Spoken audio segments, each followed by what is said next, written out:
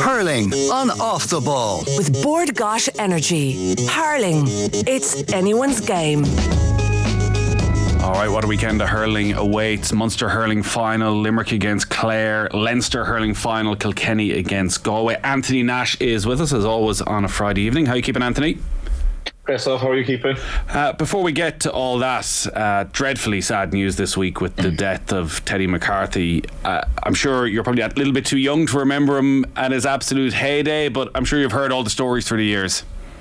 Yeah, I actually did a piece there this week on him. So I suppose the link between Teddy and I is Cian, his son. We would have played together with Cork in the thousands, and it's gas. We always joked with Cian that he was a generational hurler, as in that he should have been playing alongside his father, with the same style, the same aggression, the same tenacity and skills. So Teddy, I wouldn't have obviously watched live or anything like that. I would have been too young, but would have caught up in videos and stuff like that growing up, when I was seeing him play. And I suppose the one thing I kind of said was, there's one guy in both of those team photos in the 1990s that are going to be immortalised in Cork, and that's him. And it's the achievement for me is what stands out, like that.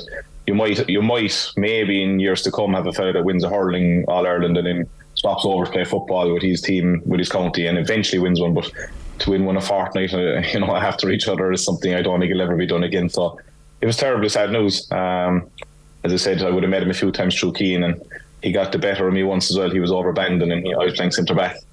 And I actually had a decent enough game the day before, and he put a fella on me, just ran me around the field, and I shook his hand after the game and said to him, "You got me there," So Cork legend, and will be remembered for that. And it is terribly sad for Cork in general, yeah. It will never be repeated again. I know you played with a couple of dual players in Aidan McCarthy and Owen Cadigan, who tried the hardest, and you sort of outlined in that piece about 8 different things that need to happen for this to be possible before you even get to Cork winning a Football All-Ireland and a Hurling All-Ireland in the same year. Yeah, no, look, to be honest, if someone said to me, "No, will it ever be done again?" I'd probably I don't think so. I don't think so. You'd have, at the moment, how many dual counties are challenging for both All-Ireland. So as you said, that's number one that has to be done in some county that both are challenging, and then number 2 for a player to be able to maintain the levels of the game now. And I think it's probably an impossibility. You even see it, as young fellas having to decide at the age of 14 or 15 now on squads and development squads, to pick one or the other, because the time that's given to both of those teams, so let alone senior hurling and senior football. And as you said, the stars must align first of all for some county to win both senior. So as I said, look, I think he'll be immortalised as the guy that, and I just can't see it being done again. You tried it for a while, did you? I was Cork minor footballer first. I actually played football for Cork beforehand. Very, very long career with Cork minor footballers. About 18 minutes into the game, and I got this wonderful come over here and sit down beside it. Wow! Who were you playing? We played Waterford. Actually played Waterford, and the game was going against us. And I was full forward. Sorry, go back here. You're playing for the Cork minor footballers against Waterford. No offence to the Waterford minor footballers, but you lasted less than 20 minutes. To be fair, no, I was having an absolute mare, and the one thing I'd say was, for me, even at that time, I was in Cork 5 nights a week, so I remember halfway through the year, and I joke, I'm a teacher obviously, and I spoke to my students about this, and I was saying that, my parents said halfway through the year that you're going to probably have to end up repeating your leaving cert, you're in Cork 5 nights a week, what are you going to do? And I said, look, the leaving cert can be repeated, your year as minor can't. So the football obviously came first, but I'd missed a lot of hurling then, and then my main competitor in the hurling was made captain in goals, so I know he probably would have made it anyway. But I'd been subbed the year before to Martin Coleman, so I spent 2 years as a Cork minor as sub. So I always said it's probably my best position for Cork, being sub goalie, especially after spending so long behind Don Logue. But again, even while you joke about it, when I think back at the commitments I had to give as a minor to be able to do it, and my father had to give by driving me up and down, to think of a senior hurler and senior footballer doing it and stuff. But yeah, no, I wasn't. You're right, we could joke about it now, but I'm sure as well at the time, when you think back to being hauled off after 20 minutes against Waterford, you didn't find it so funny back then. No, I was disappointed because I was actually a handy footballer. I used to play full forward. I used to score more goals than points. Though I used to be a sneaky fella in around the box, and I had a decent year in all trials and stuff. So they ran a divisional campaign here, and that's how I got into it. And I was actually playing well, going very well in training, and then just came on as a sub against Kerry after that, and that was it. I got offered 21 trials, right, for 2 years after that, but I refused them politely, and I was saying, look, I'll stick with the hurling and see where that takes me. But I loved it. I loved playing football. It was something that always kind of got me away from hurling and just kind of focused even into my senior career with Cork. I always loved playing with the lads at home, but was never going to turn out to be a Cork senior footballer, no. You're involved with the Cork 20s, so you had a very good week and a big celebration, I'm sure, last weekend after winning the All-Ireland. Just before we get into that, how much of a fight is there at the moment for underage players? I know there's another threat as well of rugby, and we see Ben O'Connor is gone and he's going to sign for Munster, one of the star players from that Cork under-20 team. How big an issue is it with dual players, the most talented lads of football, the most talented lads at hurling, of trying to get them to commit to one or the other? Well, we've lost an awful lot of players in Cork. I'm sure every other county has as well, and I mightn't be up to how many they've lost. But I remember, I was a Cork minor with Tomás O'Leary. We obviously had Darren Sweetenham. Then you had Joe Halpines. Ben O'Connor's now gone. Even growing up, David Myler was a fantastic hurler. He wouldn't have played obviously to the level of the lads because he was gone at that stage. But it's just a constant thing. Even I remember Aidan Walsh going, Michael Shields going, Tozzy Rules. There's so many talented people down here, and we're a very, very lucky county, and I suppose the flip side of that we're a very unlucky county for a J head, because you have soccer being so successful, you've got rugby being so successful and everything like that. But it's a constant threat, But then look, the flip side of that, right? I say a threat. Young players are taking opportunities to become professional athletes, would I love Ben O'Connor to stay around? Of course I would. He's a fantastic young fella, but he's been handed an opportunity to be a professional athlete. Which, if I was handed maybe as a young fella, would I have taken? I don't know, I probably would have. I got offered trials in soccer in England. I went over and I was too young. My parents wouldn't let me sign even if I was good enough. But why did I want to go? Because I wanted to become a professional athlete. So I never knock anybody for doing it. I'm disappointed as a Cork person, especially after being involved with Ben. Ben's a lovely young fella. He's a fantastic kid. And to do what he did this year, having so little hurling played, is massive. But down here, I suppose, we're losing. Then you have Tipperary and Shane Long and stuff. But it's a constant threat, and I think that's everywhere, especially with American football now, Australian rules football doing trials above in Dublin the whole time. There's footballers going to be being mapped to every county. Yeah, and here it's important that you take satisfaction in that as well. Your job as a coach isn't just to create hurlers for the Cork senior hurling team; it's to create good, well balanced, well rounded young men. I've been very lucky this year, and I have been involved in three teams. Fitzgibbon, which my school won an All-Ireland, and this team. And I've said the same thing to each three of them inside in the dressing room, or if I met them after, how proud I am of them with the way they handle themselves and everything like that, and how well-grounded and well-rounded men they are. And I'm a teacher as well, and the one thing I always say, and you just don't want anyone to leave a school, being a dickhead. That's it. Before, if they did poorly in the leaving cert and were a nice man outside of it, but that's the one thing you're correct on. If you're a coach, the one thing you want them to do is be able to enjoy their lives as well, outside of the hurling field. And I've been very lucky to be involved with three teams with such characteristics. You're doing it right on the hurling field as well. So that's 3 under-20 titles in 4 years for Cork. What are you doing? Do you know what, right? I can't comment too much. Look, the one thing I'd say about the last team, Pat Ryan, as I said to you, I've always said, has been an excellent manager and everything like that. I can't comment too much on what's going on in the background. I know there's been a great development system regarding strength and conditioning and stuff, and lads have been developed like that. And for the first time ever, we went out as a team that I've been involved with and have been a larger team than the opposition. That would have helped us this year, but. This year, the first thing we went in as management is we decided that the one thing we were going to go for is a fella that was going to work for us. And it's the way hurling's gone. Look, I said to you earlier, I love football, right? And I did. But the way football's gone, I wouldn't love it anymore, because it's just so, to play it, I still love watching it, because it's gone so fitness, it's hard work, it's up and down the field. If I was playing wing forward, I was more of a defender now than I would be back then, Yeah, you'd be a cross-country runner first and foremost, it feels, watching football at the moment. Exactly. And that was the one thing. Ben came in, we all decided that if it was a 50-50 call between a guy that wasn't going to work, who was multi-talented, versus a guy who was going to work and give his all to the panel, we were going to go with him, and I just felt this year there was a lot of games where we needed a kind of a dog hurler to kind of come up and save us, because we were 6-7 points down.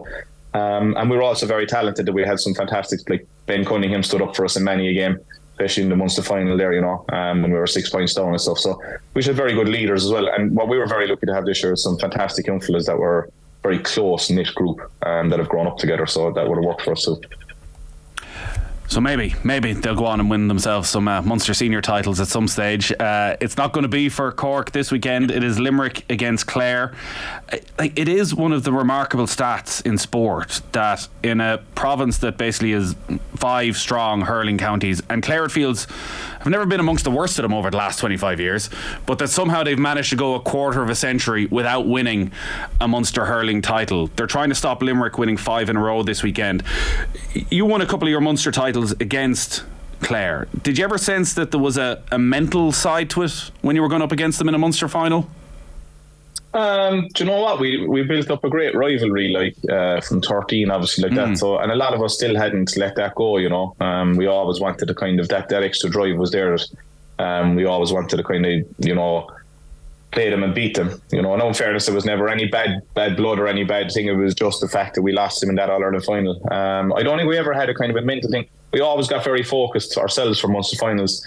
We always cherish Munster finals down here. Like the one of my most prominent and favourite moments was winning the Munster final in 14 in the last day of the old Park of Kiev. And I know I was not fortunate enough to go and win in All-Ireland, but I do love those moments. And I always felt that we went into a final, Munster finals, that we were always ready. We were always ready. And it was nothing to do with Clare. The one thing I'd say about Clare, is that, it didn't matter when they were going well or poor, there was always a massive performance in them. And I would seriously say that when it's Limerick as well. It doesn't matter whether Limerick are dominating All-Irelands or Clare were dominating All-Irelands. You look back at 94, 95, 96, 97, it was every second year in Munster for the two of them, both teams. And that was the rivalry I was brought up in with my uncles playing. It is strange that they've gone so long without one, I will say that. But unfortunately, as a Cork person and as other counties, they're coming. Their underage success is starting to show. This senior team has got a great blend of youth and senior as well in it. So, but no, I wouldn't think we ever had a mental strength over them or anything like that. I just felt we always knew we had to be in the top 4 game, especially when you had the likes of John Conlon, Peter Duggan, Tony Kelly all in the field. It might be a strange question to ask when Limerick are going for 5 Munster titles in a row, going for 4 All-Ireland titles in a row.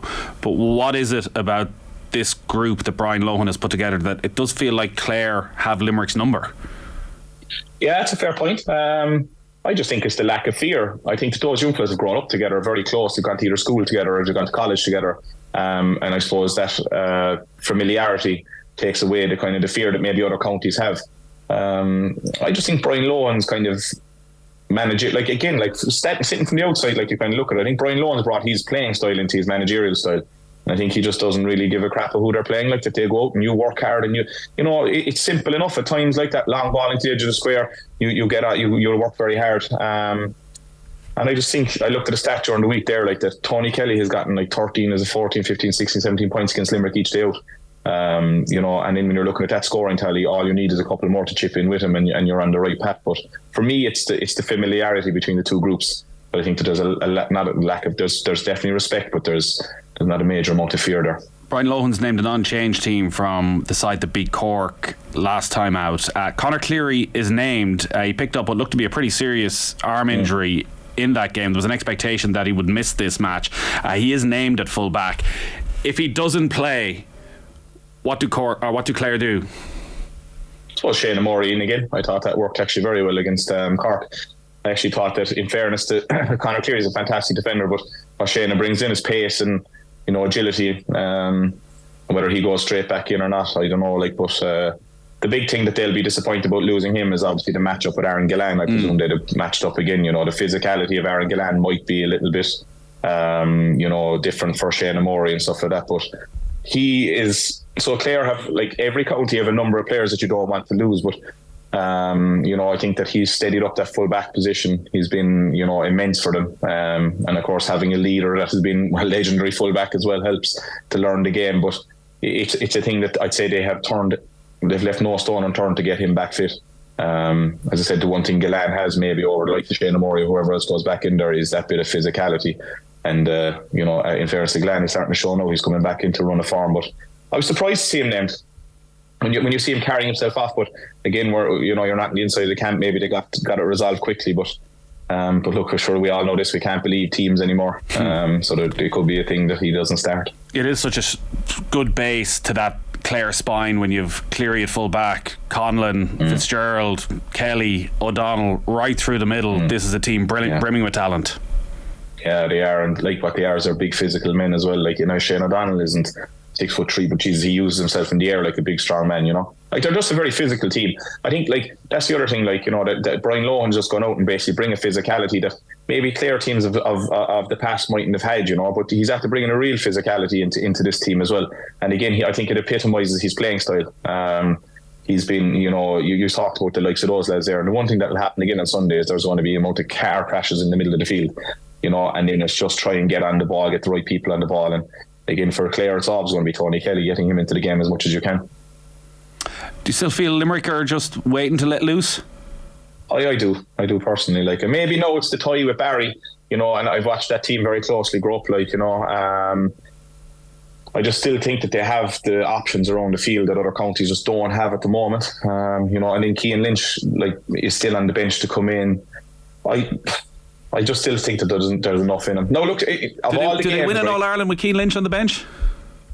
I know you can look back at last year, but yeah, surely if things aren't ticking along, you need him in there. I think the thing for me is that John Kiley is the kind of manager that needs to see Cian Lynch play well to pick him. You know, and I think Cian Lynch is just, like, I presume there's an injury there. I know we've all heard about it, and I presume it's just that thing, because he's too good a player to be, you know, not on a team, not in any team in the country, you know. But I'm sure there's reasons that he's not starting games. And I think I said it before, like, the longer they're in this championship, the more they're going to bring to it. And remember now, like, they're guaranteed an All-Ireland series. Well, Sunday is massive for the rivalry, because I know, listen, as I said, from growing up and having the rivalry, Limerick losing to Clare is never something they want. They don't want to lose to anyone, but they certainly don't want to lose to Clare. So I think it's just going to be one fiery game. I think the first 10 minutes of Sunday is going to be some of the most intense and most physical hurling we're going to see throughout the year. And again, I just hope it is, because you know, this Munster Championship deserves the send-off that the rest of the year has had so far. Limerick's success will mean they're by far and away the most analysed team in the country, so teams are able to close the gap to figure out what they're doing. I'm sure Paul Kinnerk isn't sitting at home patting himself on the back for everything they've achieved over the last half a decade and is trying to stay that step ahead. What are you seeing? Are you seeing anything from Limerick that is that next step for them to make sure they do kick on and make it 4 in a row or 5 in a row or 6 in a row? I think if you kind of, and I'm always saying to Ger, like, that you can kind of compare the success of the Dublin footballers and the Limerick hurlers, and I think they based themselves off certain principles, you know what I mean, like hard work, you know, good skill and something like that. And I just don't think Limerick have hit flying form yet. And I still think they'll believe, if they play to all and hit all their numbers or whatever they've set for themselves, that they're good enough to beat anyone in the country. So I don't think they're going to change anything too drastically. I think Cathal O'Neill obviously coming in as a different style of player to Cian. But like, I still look at that half forward line. I look at them physically, Tom Garrod and Cathal, and if it is Cian coming in or whatever like that, and you've got Will O'Donoghue and Darragh Donovan behind them, it's very hard to win that middle third against them, you know what I mean? And I think if they hit their numbers and do what they're doing, I just still think there's enough in them to win the All-Ireland this year, you know, and I wouldn't change my prediction, you know, especially as long as they're in it. But I just think for them, it's just hit their numbers and make sure that they're hitting their game plan properly, and that they're not, like, for them, their skill, their stick passing has always been impeccable under Kinnerk. You know, they're working the ball out and then turning teams over. So I don't think we'll see a major change in what Limerick do now. Do you sense they're holding something back, that they're just waiting to peak for this weekend for 3 weeks' time? You know what? I don't think so. I think they're just not hitting form as well as they've done so far. And I think you summed it up there a while ago. Other teams have analysed them and tried to throw everything at them. And every team has thrown everything at them. And we're still talking about them being in the Munster final. You know, so like, they're not, I think, like, I don't know now, but inside their dressing room, they're probably still working on playing to the best of their ability. But we're still, for me, they're still the favourites for the All-Ireland. You know, and with a team, like, I think what a compliment to say to a team, they're not playing their best hurling and they're still favourites for the All-Ireland. Yeah, look, we probably all set expectations so high at all the previews at the start of the year, with none of the chasing pack looked like they were ready to close the gap, and that actually they might cruise to 4 in a row. And the reality is, you don't win cheap All-Irelands too often. Yeah, and look, like, they're not going to either this year, do you know what I mean? It's like, Clare, obviously, like even just looking at Sunday, like, it's going to be a mammoth game. Like, you know, I hope, and again, I really hope it is. I hope both teams bring their best. And then you've Tipperary gone away licking their wounds after, you know, thinking they should be in the Munster final. So look, Munster hurling, is still very strong there, and like we'll go on to the Leinster game soon, but they won't. No team will win a cheap All Ireland this year. But I just think that Limerick are really just trying to find that little bit of a spark again, and I think for every other county they're hoping that they don't. But I still feel that there's something going to happen, be it Sunday or as going forward. So your confidence remains in Limerick winning the All Ireland, but what about Sunday then? What's your prediction? Yeah, I was as surprised as anyone when I heard it going back to the Gaelic grounds, and it's a brave call out of Clare, but I'm sure the Limerick dressing room are kind of going, oh, hold on a second, they're glad to give us home advantage here, and there's something there. I still think that I just still think Limerick have too many aces in the pack to be held. Would I be surprised if I woke up Monday morning and Clare were the Munster champions? I don't think anyone would be surprised, with the performance last year. But for me, I think Limerick will win what I hope will be a cracking Munster final again. So, just on that thought process, I know it's been analysed to death of going to the Gaelic grounds. Do you feel that was Clare saying, we don't mind going into the Lions then, we'll take you anywhere? Yeah, it's a kind of I think there is definitely, and I thought it was brilliant, a kind of a closeness between the supporters and the team. I think that they've come out, and obviously players don't want to come to Cork for geographical reasons as well, which is fair enough. I was, as a Cork person, disappointed because I think Páirc Uí Chaoimh is a great setting for any Munster final. But I think it was a kind of a mixture between, look, let's make it easier on the supporters, and also, look, we've beaten you there, we'll beat you again. And I think it's definitely, if they do, it'll be some mental hold over Limerick, but I think Limerick will win a tight game. You've gone through this before, and sort of the grounds you really don't like going to. 2013, you obviously go to the Gaelic grounds, you play a Munster final, Limerick come out victorious, so maybe that influences your thoughts on the place. As a venue to play in the Gaelic grounds, how did you find it? That's brilliant, to be fair, and even like the pitch itself there, we played the 20 games down there this year, like the pitch itself has been improved and done up, and it's fantastic. Look, I'd say the atmosphere is going to be like, I'm getting texts left, right and centre for tickets, right? They're gone, like they're like hen's teeth. It's like, even my family or like one of my cousins text me there saying it's like an All Ireland final, and I just think the atmosphere down there is going to be incredible, like, because I think the city itself is going to be like absolutely booming for the weekend as well, and hopefully the weather holds up as to make it a special day for the supporters as much as the players, because this means a hell of a lot to both support. So I'd say the noise down there is going to be electrifying, and when the dust settled, I could understand why Clare went there. And by God, it'll be some atmosphere down there. So that game throws in at 1:45 on Sunday. We'll have full coverage. Jamesy O'Connor is going to be down at the game for us. Tommy Walsh is going to be in Croke Park for Galway against Kilkenny in the Leinster hurling final. Kilkenny bidding for a fourth successive Leinster title, Galway for a first since 2018. Sort of hard to know how both these sides are ticking along. There's been a bit of inconsistency. Both of them probably struggled during the Leinster Championship to really hit top gear. What's your sense going into this one? A game they both need to get their focus going again. I think, like, look, there's no point saying otherwise. A lot of the stuff in these games over the last few years since Henry Shefflin went to Galway has been about the sideline. It's about time that they make it about the players now, and really put up their hand and say, everyone's talking about Munster hurling this, Munster hurling that. Let's show that we are capable of winning an All Ireland ourselves, and both teams will believe that, but they need to go and put in massive performances themselves. Look, the Leinster Championship obviously hasn't been half as exciting as the Munster Championship, and for me, I fell into the trap last year of saying, Munster hurling this, Munster hurling that, and next thing Kilkenny showed that, they're not a bad hurling team either. So I think what needs to happen on Sunday is this is made about the players for both counties, and that both counties really put in an absolute serious effort. And it's not like a cliche of putting Leinster hurling back in the map. That's not what I'm saying. But both teams have stuttered, and both teams need to put in a serious performance to set their focus for the rest of the year. I know what you're talking about there with Kilkenny, and just that muscle memory they seem to have when it comes to big occasions to get the job done. Yeah. But when you look at what both these sides have produced so far this year, and maybe you feel you can't read enough into it, with the Leinster Championship, in the sense they were both always going to progress. Have you seen anything from these two sides to suggest they could go and win an All Ireland this year? Kilkenny, for me so far, have shown enough that they can.